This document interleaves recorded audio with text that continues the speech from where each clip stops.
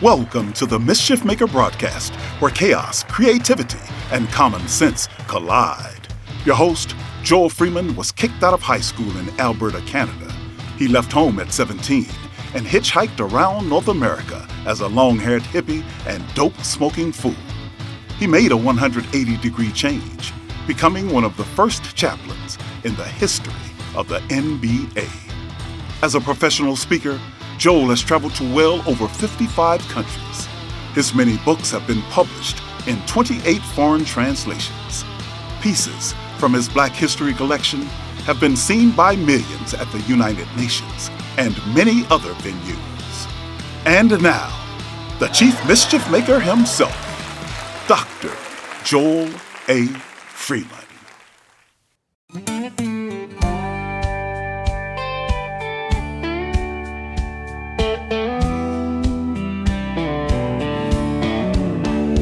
Bobby grew up in a small town, a dreamer with big eyes.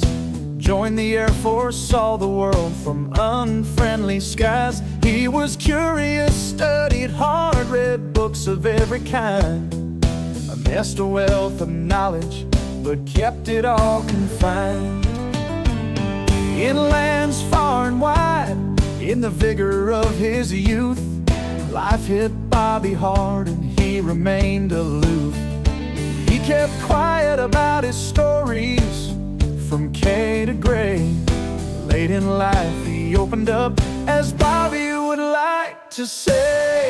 Unpack your inner library, next generation needs to know.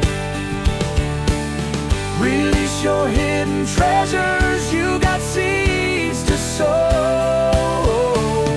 The world needs your stories, both the bad and the good. Empty the library within, you should, you could, you could, if you would. He watched the rise of nations, the fall of ancient walls, saw little hope in the chaos, heard the silent calls. But all of life's adventures, both seen and heard, remained his hidden library with chapters burned. Now let me ask you gently, what wisdom will you reveal? What nuggets of gold, what tales of tempered steel? Bobby took stock of his life, his counsel in demand. What a shock, he opened up so others could understand. Unpack your inner library, next generation needs to know. Release your hidden treasures, you got seeds to sow. Write a book, tell your stories, both the bad and the good. Empty the library within, you should, you could, you could, if you would.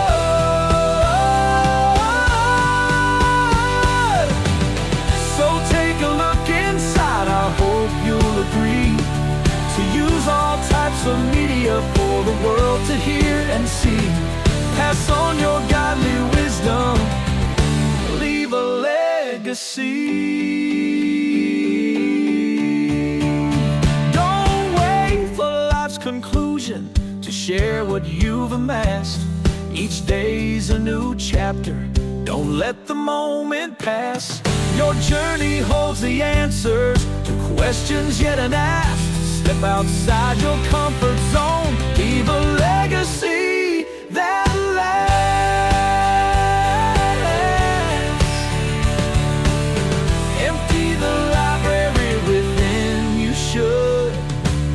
You could if you would, if you would.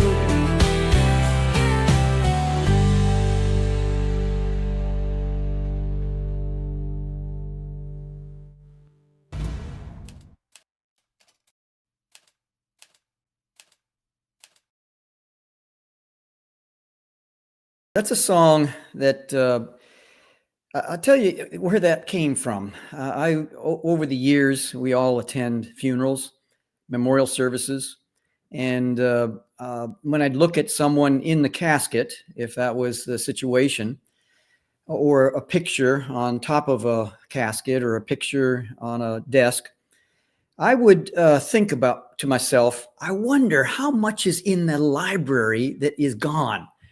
And I just have thought to myself, man, I want to empty whatever's inside of me, the experiences, as in the song lyrics go, the bad and the good. You could, if you would.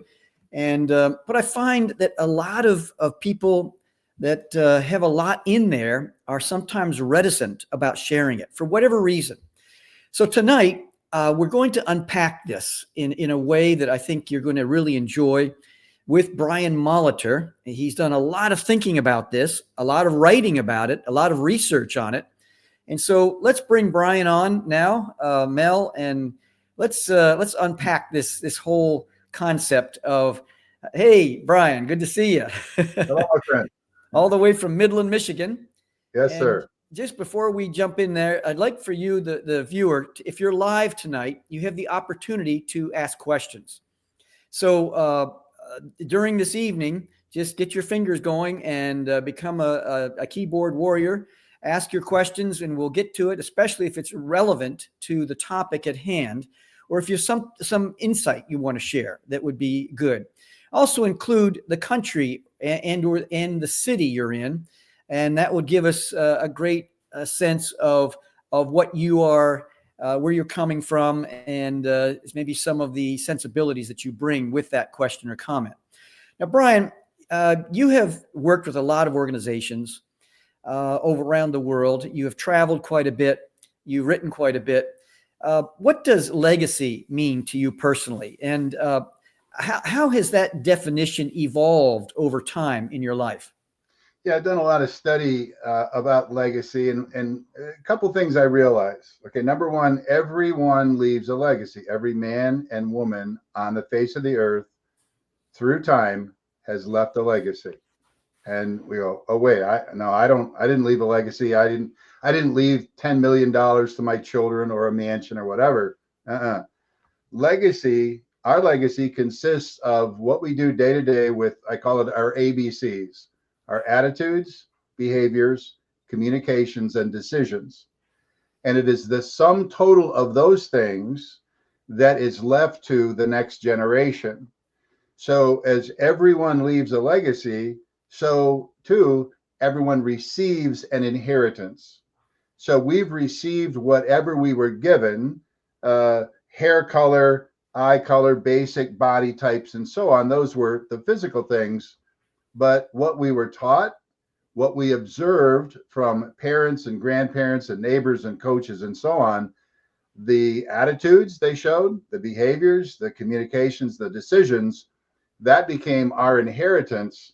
And then we turn that around and it becomes how we deal with those things becomes our legacy. So it is absolutely profound to think that what I do on a daily basis, not my best day and not my worst day, but on a daily basis, it is the legacy that I leave to those around me. Now, can you remember a moment in your life when you realized the importance of passing something down, to the next generation, whether it's your values or stories, traditions, memories, accomplishments, failures, whatever it might be? Yeah, absolutely. My oldest son was around 10 at the time. I was an international business consultant, and I'm tearing all over the world, and I'm solving everybody's problems. And I hit the wall. I went through a burnout period where I wasn't eating right, sleeping right, drinking right, and was gone all the time. Travel, airplanes. When the people at the airplane places know you by name, that's a problem. And I had to lay low for a while. And as I did, I observed my oldest son and my next son, and was just struck with the fact that, man, every day that I'm out tearing around the world solving everybody else's problems, I'm not really doing a great job raising these young guys to be eventually godly characters, men of integrity, and so on. And so that was the moment where things really changed, and I began to study the concepts. I began to study what did other cultures do, historical and in today's world, to leave a legacy to help the next generation grow into manhood, into womanhood, and so on. And so I really became consumed with these concepts, and I'm very glad I did, because and one thing I'll say to anybody out there that's hearing us going, "Oh man, legacy," oh, it's never too late. It's never too late to begin to empty out, as your song said, everything that's in there. It's never too late to reconnect with people. It's never too late to begin to change the legacy that we leave. We have a question from Connor Waltz. Thanks for joining the program this evening. And Connor says, if you go in social media, people unpack way too much, exclamation mark. And it's Andy Warhol's 15 Minutes of Fame. How do you sort out the interesting and relevant from all the noise? Great question, Connor. Thanks. Brian? Yeah, that is a great question. Yeah, 15 minutes of fame. I'll tell you what, I'd rather have a lifetime of connection with those closest to me than 15 minutes of international fame any day. And so the way that I approach this is, and this is what I teach and counsel and coach people: draw a circle, make it a small one. You stand in the middle of it, put your immediate family, and then your extended family, and then your close friends, and even some business associates. And that's your circle where you want to spend the vast majority of your time. And so that is where relevance lies. Frankly, that's where interesting lies. And those are the people that we give to, we receive from. They're the ones that we're leaving our legacy to. They're the ones receiving the inheritance from us. So I tend to tune out a whole lot of the noise, Connor, and I focus on, to me, what's important, which is family and friends that are close by. Thanks so much. Now, how do you go, when you think about the most important lessons or principles that you hope to leave behind, what are they? I mean, what when you break it down, you've kind of edged around it, but what are some of the most important things? I think some of them are, and you don't want to get ethereal with this stuff. It's what's real. What does it take in most countries to have a life that you can feel good about? All right. So number one, it's relationships. Relationships matter to me above all else. So your connection with God, your connection with family, your connection with friends. Do you have the ability to relate to people of different races, of different colors, of different ages? And young people can learn these things. They can learn how to relate, and much of it deals with just listen and be concerned about others, show caring, show love. So relationship is one big one. Another one is industriousness. And this kind of gets lost today, but if you can teach young people, if the next generation learn to work and work well, become professional, mature at an early age, they shine like stars in the night sky, because so many are not getting that type of encouragement and those lessons. And I don't know anybody maybe a trust baby or something, but the rest of us have to work for what we get. And I think hard work, good quality work is very, very important. So those are just a couple, Joel. So you're, when you think about making things sticky for the next generation, the whole idea of making it something that, how do you know it's going to be actually lived out? I mean, you have things that you have control over and responsibility for, things we don't have control over and responsibility for. I mean, can you unpack that in terms of, this is what I have responsibility for, and this is what my kids have responsibility for? How do you help them, coach them to take advantage of the responsibility and to be able to walk it out? Yeah, I think number one, it starts. I love the word responsibility. My responsibility is to prepare my sons and daughters, and now my grandsons and granddaughters, to be successful in this world. All right, and success has lots of different ways we can define that. So that is my responsibility. My responsibility is to speak. It's to teach. It's to model more than anything else. And that is my responsibility. Their responsibility is to absorb as much of that as they can. Now, what we have to remember, Joel, is that this approach changes, because when, Timmy and Tommy are little and they're crawling around, or they're toddling around, or they're walking around, there's a whole lot of just telling, don't do that, do that, because we're literally just trying to keep them safe. We're trying to protect them. All right. When they get into their early teen years, if you have mentors, parents, grandparents, foster parents, adopted parents, etc., that don't shift and move from telling to selling, and by that I mean explaining to young people consequences and options, then we just are holding them so tightly that eventually they have to break free. And so we have to shift our approach to the preparation of these young people. And if we don't do it, you get a number of things that are not healthy at all. You can have a young person, if I hold too tightly to them and don't release them slowly, then what happens is they either become unhealthily codependent, or they have to rip away and become prematurely independent. And what we want is a lifetime of interdependence between the generations. There was never supposed to be a generation gap.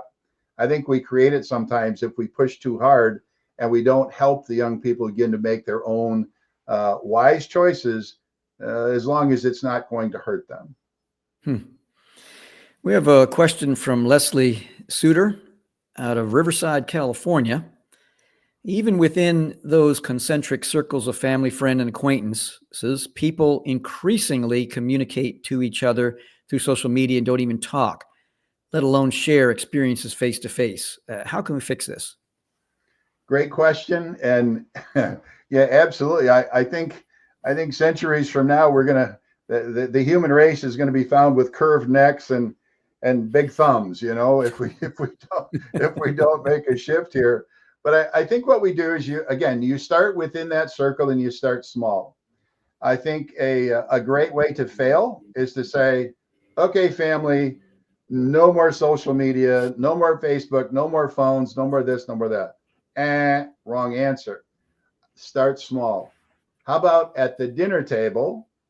No phones. We've done that at our place and it works really well. The first couple of meals, everybody's looking around kind of scratching like, oh, are we supposed to communicate, talk? But after a while, even young people appreciate it. So start slow, start small, and pretty soon we start to wean away from these things. Another thing is get outside into creation. It is so beautiful. And if you can just get out into nature a little bit, and I'm not talking about, bird watching or something, that'd be great if you want to, but literally go to the backyard, go stand by a river, whatever, with the people around you, and that natural beauty, the ambiance, and the sounds and the sights will help to break us free from some of the social media addiction. And it really is an addiction at this point. I know I've seen where people will go to a restaurant, put all their phones in a bowl in the center, and whoever uses the phone during the dinner has to pay for everybody else. So that's probably a good thing to implement if we went out to dinner. Ted Wallace, go ahead. I'm sorry. You're going to say? No, that's great. That's great. And if it's with my family, I know I'm going to win that one. The young guys are going to. Ted Wallace, families and friends rarely live in proximity to each other anymore. There is no village, quote unquote. Work is seldom local or long-term in one organization. So what is to be done? Yeah, another great question, man. You got some wonderful folks here that are taking part in this, Joel. This is fantastic. Um, I would say this: there is a village. Now, remember the circle I talked about. A village doesn't have to be huge. A village can be very small. And I think if we think in terms of a small village, um, I know tens of thousands of people from my travels and TV work and all that stuff, but I only really want to spend a lot of time with perhaps a dozen, and only a few of them live close enough where we can do that. But I'm satisfied with that. And family members again. So stop thinking in terms of this huge village and wishing it was different. Create your own village right now. Make it small. Start small. You need a couple of people that you can trust and you can communicate with. A couple of family members that you can connect with. And and sometimes, now this gets back to the previous thing, but if you have to get on a social media platform to have face-to-face contact with an old friend or a family member, I think that's better than isolation. So let's create a smaller village. Let's redefine village and make it a little bit smaller, and just go into the depths of relationship with people. We can do this. We can talk about, tough stuff. We can talk about exciting stuff. We can talk about what do we love in this life, and what are you looking forward to, and what's your greatest regret. And these are the kinds of things that we can talk about that will create deeper relationships, deeper friendships. And frankly, it goes back to your song, Joel, where those types of things, when they're shared, we are spilling out of the library within. Thanks, Ted. And thanks, Brian. Now, a few comments earlier, you mentioned the word success. And I just was wondering what your definition of success is, and how does one know if they are successful, or if they're, what does that mean? Yeah. 10 people will give you 10 different answers. And mine, it's money is part of it, which is where we go all the time. Oh, money. No. Enough money that I don't stress at night, that I can sleep at night, that my bills are paid, and I got a little left over that I can bless other people with. Okay, there's the money part. Relationship success is the most important in my view. If you have people that you love and that love you, if you have peace of mind, which is just such a rare thing these days, with millions of people on antidepressants and anti-anxiety medicine and so on, we've lost our peace of mind. And the joy of life, the simple, beautiful joy of life, enjoying a pet, enjoying a grandchild, a child, enjoying a spouse, sharing a cup of coffee with a friend. So if you have enough money to pay your bills and you have a little left over, and you have peace of mind where you're not constantly troubled. Now, you'd be troubled a little bit, but not constantly. And if you can find the joy that this life, it's all around us, but we have to find it. We have to shut out that noise that we talked about earlier, and we can find that joy. That to me is the ultimate of success. And if you're doing that, you go back to money. If you can do something that you truly love and enjoy, I know, Joel, you do things that you love. I've done organizational consulting and different things where I'm helping people, and I absolutely have loved it. And so I think these are those types of things that we can shoot for. And boy, if you get confused on this, and all of a sudden I got to have 50 million, and I got to have the fancy car and the bigger house and so on. I know a lot of people that have those things that I would not call successful, because they have no peace of mind, they have no joy, and their relationships are broken. We're going to come back. We're near the top of the hour here, and Tina, we're going to pick up with you just after the break. But we have a sponsor. It's called Rosetta Universe. Got a little swag on, And so, Mel, if we could play that piece from Rosetta Universe, I believe. An ancient stone can't ignore, serves as a modern metaphor for cracking codes in 7 steps. Problem solving is less complex. Problem solving is less complex. An ancient stone we can't ignore, serves as a modern metaphor for cracking codes in 7 steps. Problem solving is less complex.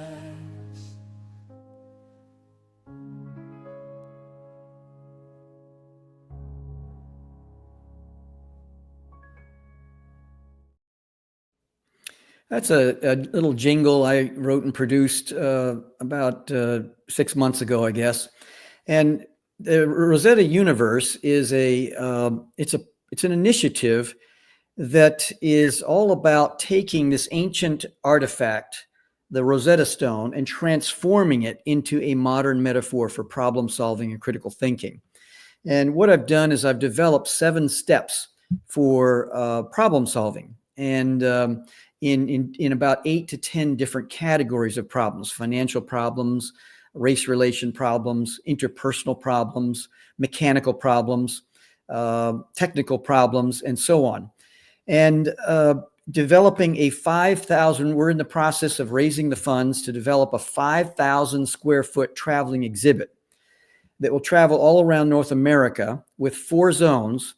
The first zone is all about the history of Napoleon, the Rosetta Stone, ancient Egyptian secrets, hieroglyphics, cracking of codes. The second zone is all about the cracking of codes, the enigma, third base coach in American baseball, Navajo code talkers, the smoke signals. The third zone is about language and culture, how the two connect and sometimes collide. A very fascinating quadrant in the Rosetta Stone traveling exhibit. Then finally, the final zone is all about cracking the code to problem solving. Once the template is done for North America, we'll then create 2 more for China, 1 for Southeast Asia, 1 for Europe, and another one that will travel around to various cities around the country, like Moscow, Sydney, Tel Aviv, Rio de Janeiro, Joburg. And after 7 years, 5 months at each venue, each one will be donated to a different part of the world to help with tourism and jobs. And then also using those 7 points of problem solving, we're going to raise up a group of solutionists from each region of the world who will identify the top 25 problems of that region of the world and go about solving them. And to help the government, to help the religious community, to help the different corporations, anyone and everyone will be encouraged by this process. So if you go to chiefmischiefmaker.com, the code above my shoulder at the top, I think it's number 2 on the link tree. Click on that and learn more about that particular project and just see how you can get involved in some way. Now, we have a question, or I guess it was an LOL, laughing out loud, Brian. I think it had to do with Tina Treadle. Tina said, I can't think of more than 2 people who I would want in my circle. What's wrong with me? LOL. So, Brian, do you want to step on that one? Absolutely. Do you want to talk about that? I'll give Tina. Here's a one-word answer. Nothing. There's nothing wrong with you. Listen, life is tough. Life is full of hurt, harm, betrayals, abandonment, all kinds of things. Our hearts get broken, our minds are stressed, and so on. And it deals with people. If you've got 2 people you want in your circle, I would consider myself very, very fortunate. I think you're doing great. And it's not, remember the village? Village could be here. Village can be here. I think if you've got two people you want in your circle and they're willing to join you, there's absolutely nothing wrong with you, dear. You're in good shape. So I would go deep with those two people. I would literally commit to one another to, let's live with depth. Let's talk about important things. And yeah, I mean, we can get a little political here if we want, and the weather's fine, but what's going on in your world? Tell me about your library. What can you share with me that you would like to either get off your chest or you think might benefit me? So it's not the number of people. I can't think of more disturbing places to be than in a huge crowd of people where I don't know anybody. I don't care if they're in my circle. So Tina, I think you're blessed with the two. So you be a blessing to them, and you'll have a great trio. And Tina, also, if I could hitchhike off that, Brian, is it takes a lot of energy to have a friend, a close friend. And you're actually very fortunate if you have one. And to have two that would be within that circle as a close friend, there's not a whole lot left over for anybody else. There's just family, friends. It takes a lot. Now you can have many acquaintances and so on, and coworkers and so on. They say that I can't remember. It was Donald Joy wrote a book once called Bonding, and another one called Rebonding. And he talked about who is holding your trampoline. And he said in each corner, you have to have certain individuals, like your family, close friends, acquaintances, and then people that are kind of on the periphery. And if you have all four corners of your trampoline held, and you go through a personal crisis, health-wise, financially wise, whatever, you'll be able to bounce back better and faster by having those corners held. So if you think of it in that metaphor, to have that two people holding one corner, and then just be thinking, but you're doing just fine the way you are, and it's a lot of energy. And thanks, Brian. Thanks, Tina. Serena Jackson, every time I get involved in small groups, before you know it, they want a loan. Wow. Interesting. If your name is Serena Williams, I could understand that, right? Yes. Well, that's a fascinating point. Actually, Serena, I was just going to write to you and ask you for money. So that won't happen. Listen, dear, I think a small group is formed generally for a purpose. So it might be a group at a church, it might be a civic group, it might be a work group or whatever. So there should be some sort of a charter for that group. There should be some stated values for the group if it's anything formal. All right. And if it is, people asking for a loan in one of those established groups would be very inappropriate on their part. That's bad. If you're talking about a group of acquaintances that you step into, I think it sounds like over time it maybe has happened more than once. And so I think let's just be a little more discerning about who we open up to, who we let into our lives, and who we step into. And again, instead of a small group based on your experiences, let's try one or two people. So think about, who do I enjoy spending time with? Who do I trust? And you reach out to those people, and we won't worry about the rest of them for right now. And it's also appropriate to say no.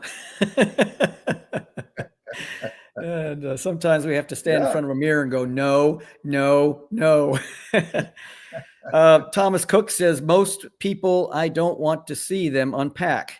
Most people, I don't want to see them unpack. I prefer they pack up and go.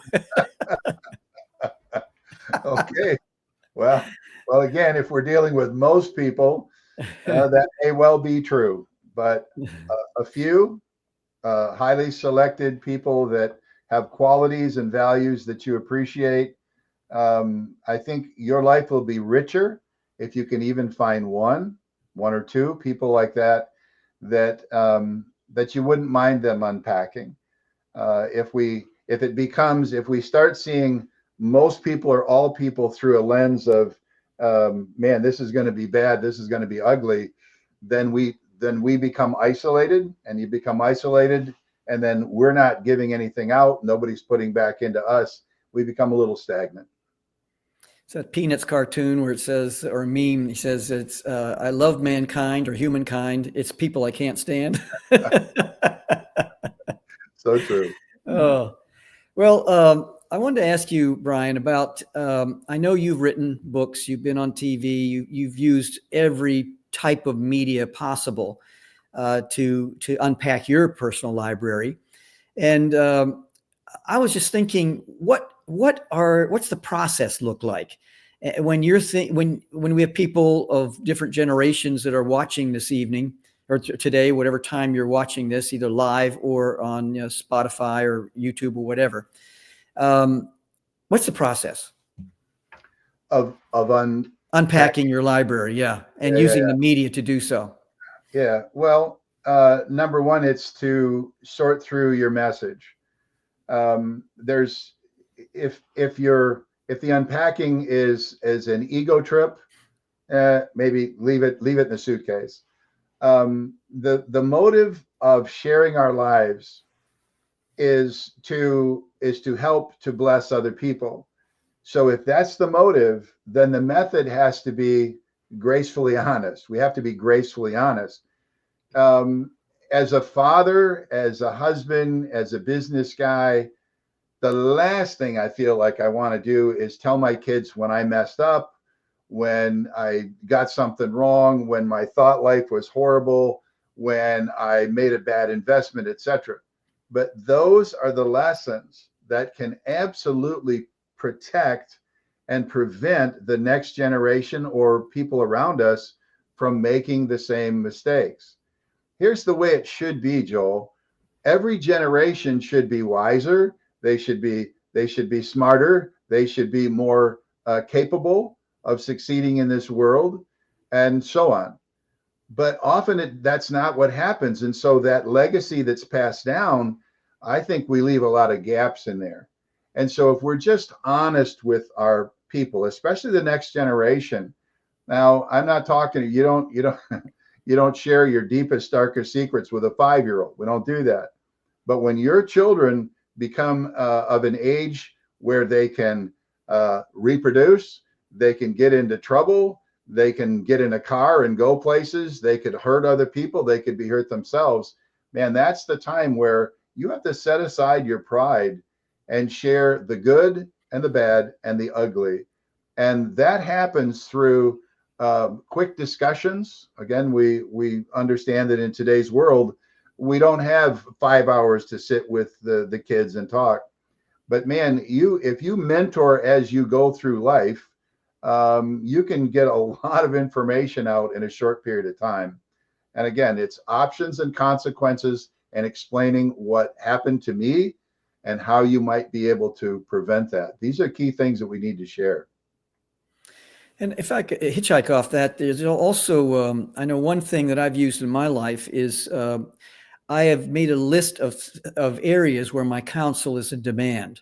And if I can't see that very well, then I ask someone who's close to me, what are the things that people want to know when they get around me? And then write a book about it. And, Brian, that becomes a time management tool. So if someone wants to learn about Black history, either co-author or author a book about Black history or put up a website.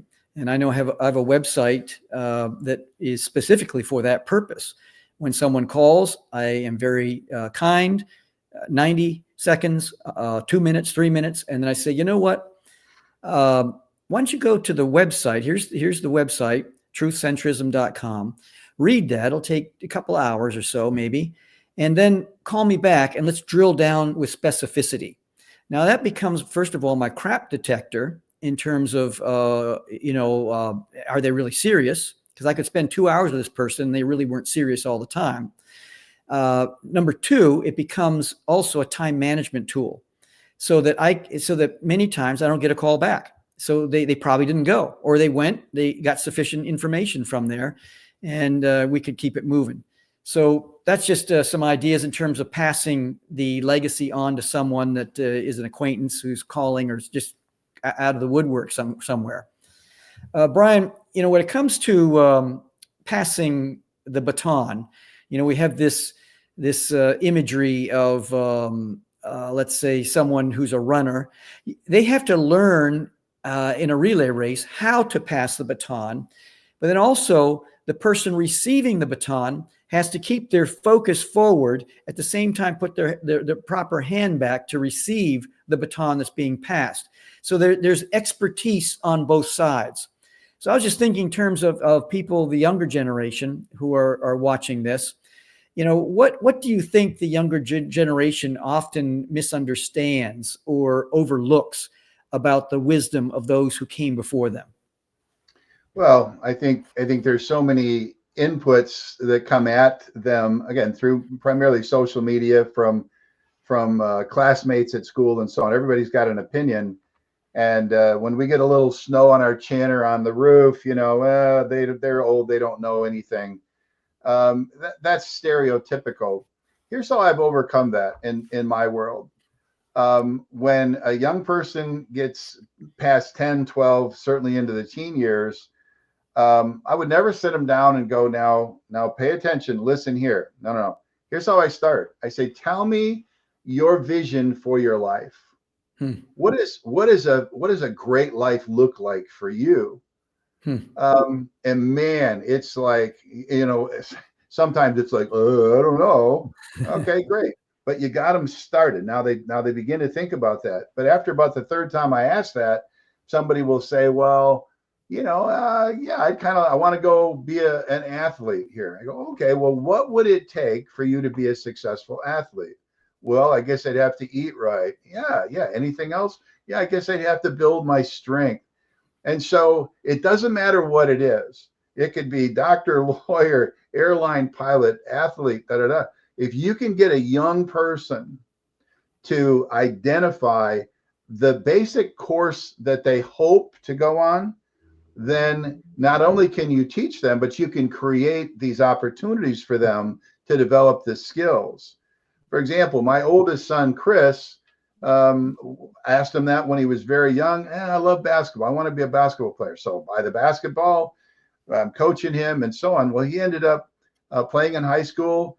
He went on to university, Southeastern University in Florida, USA, was a captain on a national championship team. All right. And that shaped his life. Number two son, Stephen, he liked music. And I must be crazy, but I do believe in what I'm doing, because I bought him a drum set. The first thing I bought him. I put it at the far end of the house. Yeah. And this little guy, bang, bang, bang, bang, bang.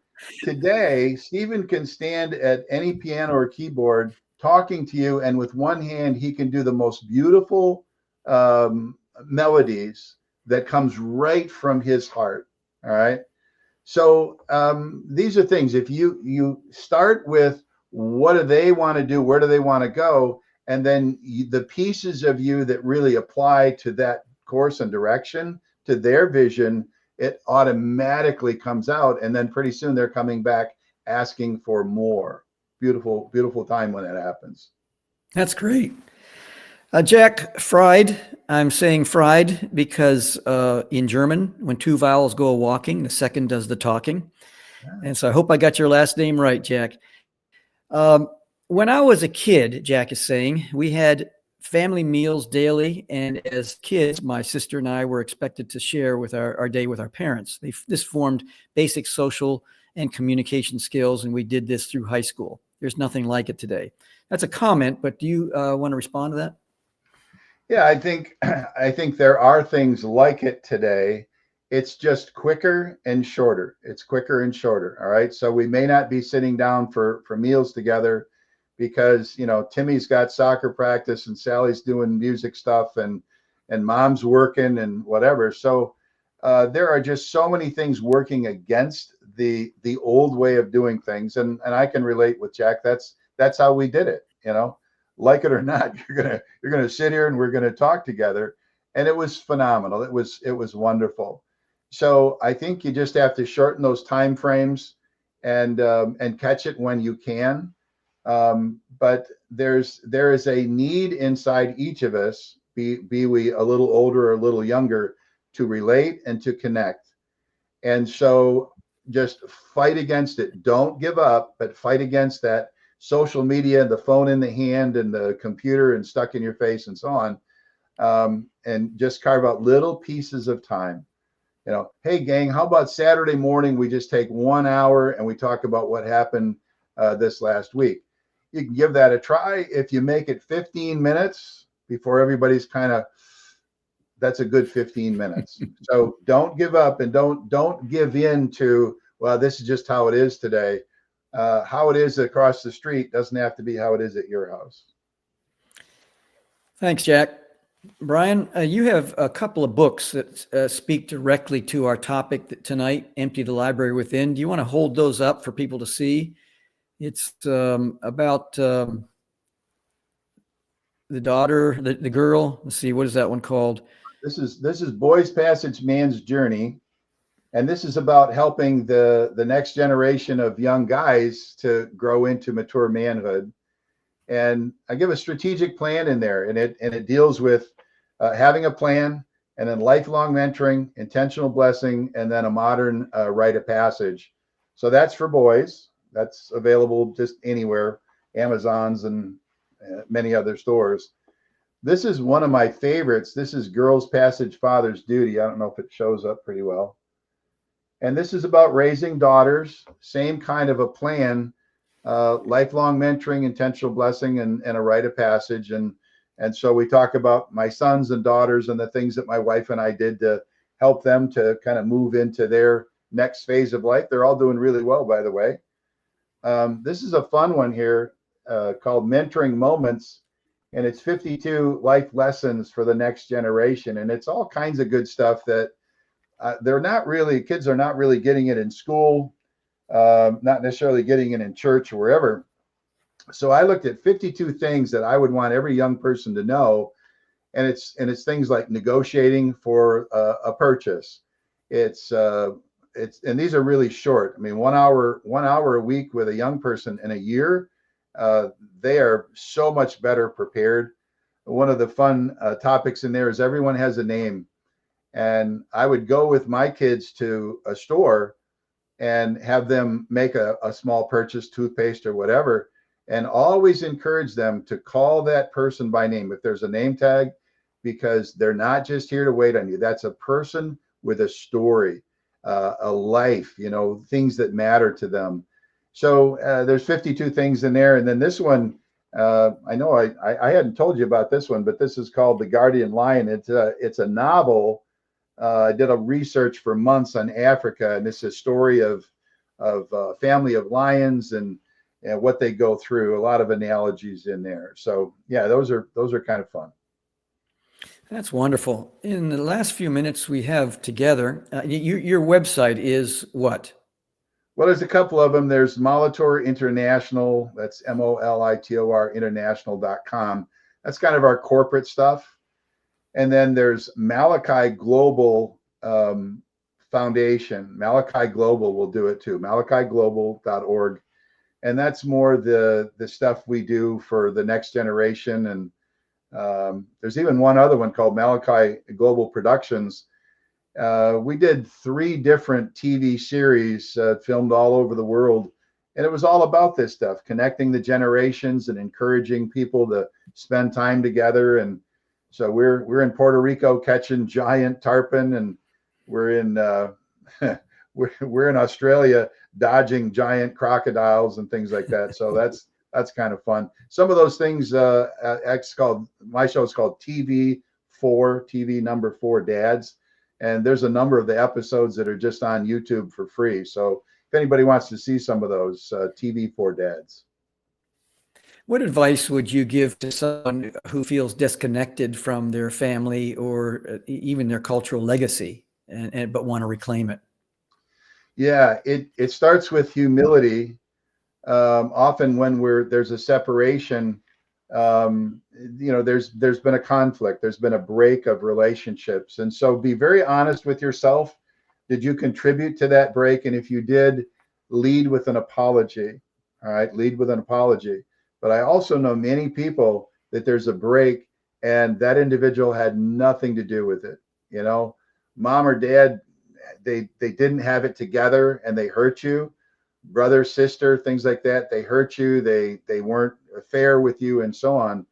And so in some of those instances, if there's nothing you did wrong, if you tried to reach out and you're still being rejected, you can pray for them.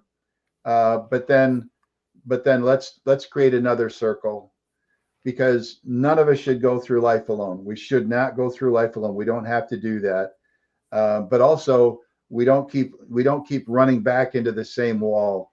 And so if you've reached out, you've made peace as much as you can with other family members, then let them come back to you. If you need to apologize, let them know that you're open to a reconnection, and then be at peace. That's great. In this crazy world we live in, how can the younger generation discern what traditional values are relevant and worth preserving?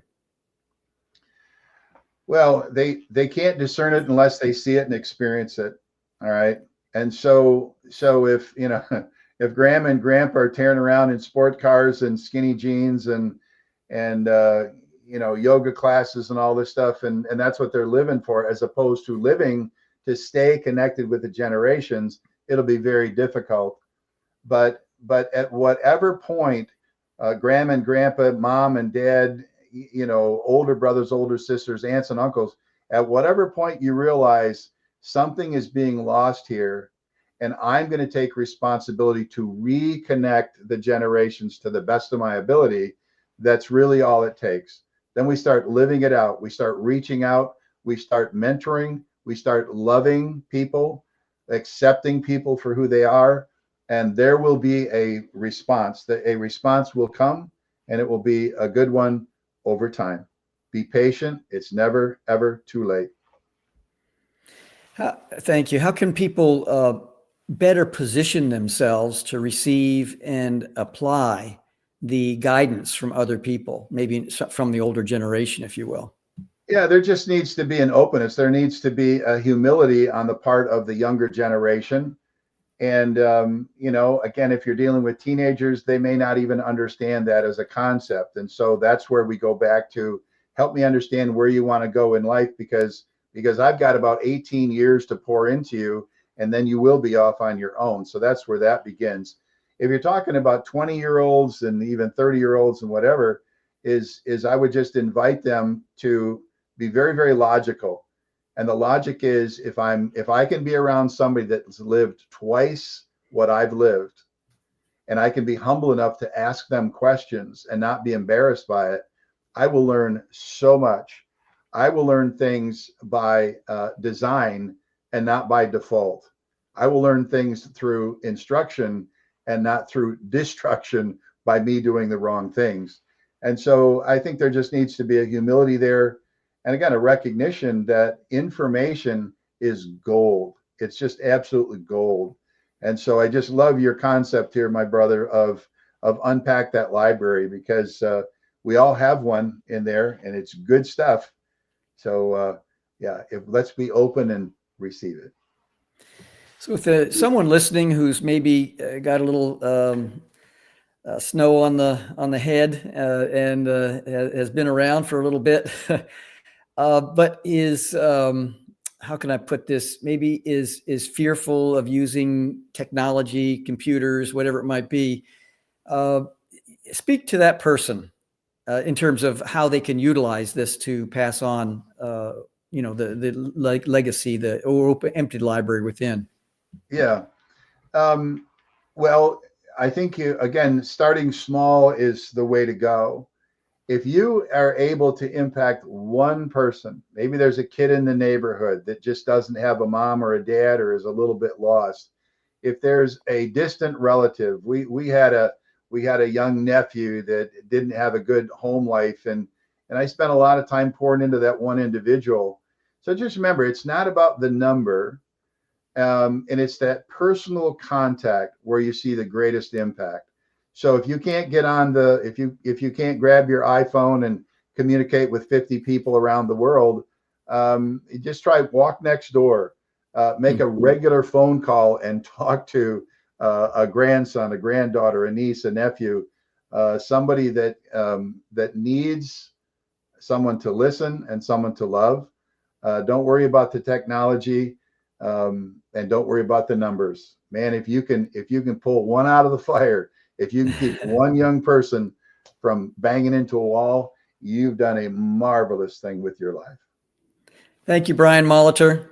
People listening, watching, please go to the link tree above, mischiefmaker.com, and then we'll hook you up with Brian if you want more information from him. But as it stands right now, EBDBD, that's all, folks. You have just experienced another episode of the Mischief Maker broadcast. Hit the subscribe button. Connect at chiefmischiefmaker.com. Thanks for coming along for the ride. And hopefully, you are now a bit closer to becoming a mischief maker in your part of the world.